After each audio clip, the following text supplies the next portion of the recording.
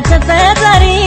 لا بيتي مسوسنا قسمة السقا سقا فكر علي وبتي